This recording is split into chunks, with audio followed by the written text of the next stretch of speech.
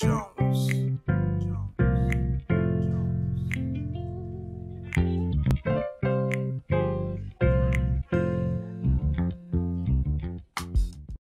Bonjour à tous, c'est une joie pour moi de vous retrouver dans un nouvel épisode de Sa parole et moi. Nous avons démarré la semaine dernière une nouvelle thématique sur la politique et le chrétien.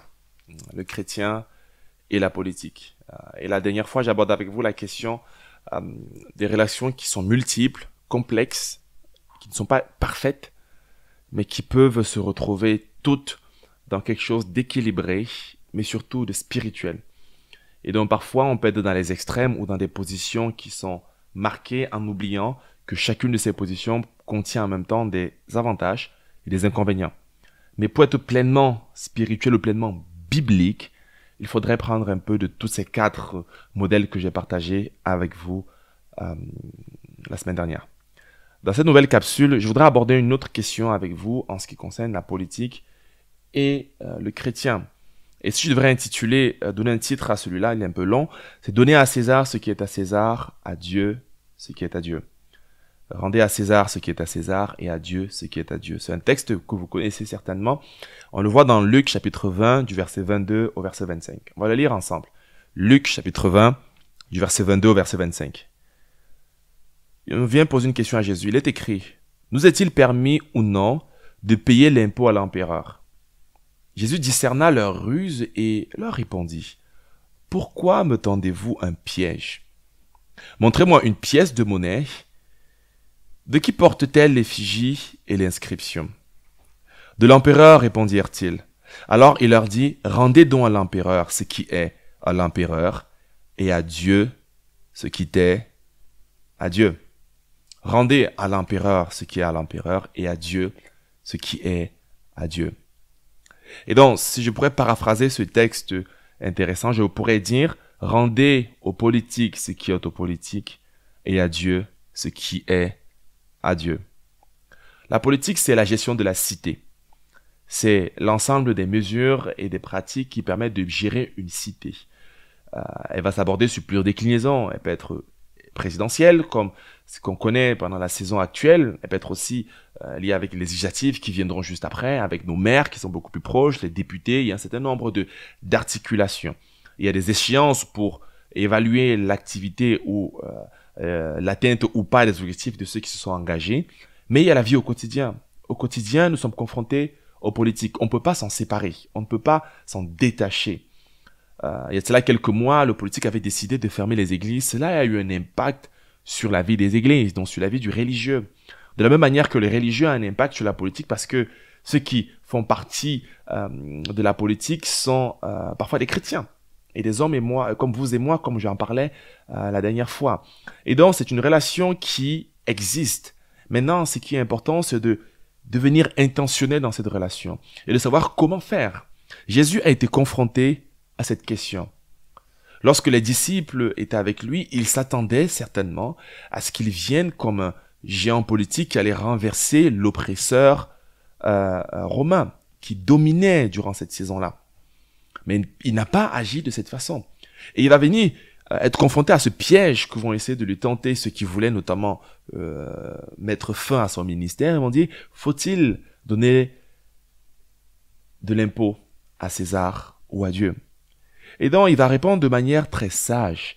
J'aimerais que face à la saison dans laquelle nous sommes et dans nos relations avec la politique, que nous puissions adopter la sagesse que Christ communique. À savoir, rendre à la politique ce qui est à la politique et rendre à Dieu ce qui est à Dieu. Que nous demande la politique? Comme je l'ai dit, la politique parle de la gestion de la cité. Et au lieu d'être dans l'extrême de se dire que moi, je n'ai rien à faire avec Dieu, je ne vais faire que la politique, je ne vais faire que mon implication politique. Les choses changent réellement si ma vie au quotidien change. Si je gagne des élections, si je suis en capacité de gouverner et de diriger, si je peux influencer mon entourage, ma ville, je vais donc à m'impliquer uniquement dans la politique. Je vais tout donner à César, je vais tout donner à l'État, je vais tout donner au gouvernement, à mon entreprise. Je vais tout donner à l'empereur, celui qui prend soin de mes réalités pratiques et concrètes. Ou l'autre extrême, c'est de se dire, en fait, tout est mauvais, je ne veux faire que l'Église, je ne veux faire que ma spiritualité, je ne veux faire que ce qui est bien. Alors que la Bible nous dit à plusieurs reprises que nous sommes certes pas du monde, mais nous vivons dans ce monde. Et Jérémie, déjà au temps israélite, disait « Recherchez le bien de la ville où vous êtes malgré tout en captivité, car votre bonheur en dépend. » C'est là qu'il va dire « Car Dieu a des projets de paix et non de malheur, malgré le fait qu'ils étaient en captivité à Babylone. » Et donc c'est important de considérer cette approche, pas à l'extrême, mais par contre de rendre à César ce qui est à César, à l'empereur ce qui est à l'empereur, aux politiques ce qui est aux politiques, et de remettre ensuite à Dieu ce qui est à Dieu. Que nous demandent nos politiques? Le politique va nous demander de consulter, d'analyser et d'exprimer notre voix. Moi, je vous encourage à exprimer votre voix, votre accord ou votre désaccord, à vous impliquer dans votre société, à vous impliquer peut-être dans votre entreprise, à vous impliquer dans votre ville, dans votre commune, à manifester votre engagement citoyen. Bien sûr, cela va dépendre du temps et du planning des uns et des autres, mais si vous le pouvez, je vous y encourage. Je vous encourage à participer à tous les domaines où vous êtes dans votre copropriété. Participez à votre copropriété lorsque vous êtes par exemple locataire. Parce qu'au travers de là, vous pouvez exprimer votre voix. Dans votre entreprise, participez à la direction. Ou bien si vous êtes parmi les représentants des employés, faites partie des représentants des employés. Au niveau de votre commune, participez, impliquez-vous et ainsi rendez à César ce qui est à César, mais sachez également en même temps que ce travail, cette activité ne peut remplacer ce que vous devez à Dieu. Ce que vous devez à Dieu, c'est l'honneur, c'est la louange, c'est l'adoration, c'est la prière. César ne vous donnera pas tout. Et Dieu ne vous enlèvera pas de ce monde terrestre sans vous inviter à vous y impliquer. Et donc, c'est quelque chose d'assez pratique. De la même manière, donnez de votre temps à Dieu. Donnez de votre énergie à Dieu. Parce que vous n'avez qu'une seule vie. Et c'est important de considérer ce que Dieu vous invite à faire. Comme je le disais dans les différents modèles, il y a des modèles qui vont croire que tout c'est uniquement au travers de la politique. Au point de convertir les doctrines et les enseignements que Dieu peut communiquer uniquement à des fins politiques, croyant que cela va aboutir. Et les différentes élections qu'on a pu voir aux États-Unis, au Brésil, un peu partout dans le monde, nous montrent comment est-ce que la politique peut dévier complètement la trajectoire de l'Église. Mais Dieu nous invite à de l'équilibre et à de la retenue, à donner à César ce qui est à César et à Dieu ce qui est à Dieu, et de ne pas mélanger les choses. Que votre implication politique ne vous empêche pas de continuer à prier, ne vous empêche pas de venir à l'église, ne vous empêche pas de partager votre foi au quotidien, ne vous empêche pas d'être davantage ouvert ou de témoigner qui vous êtes.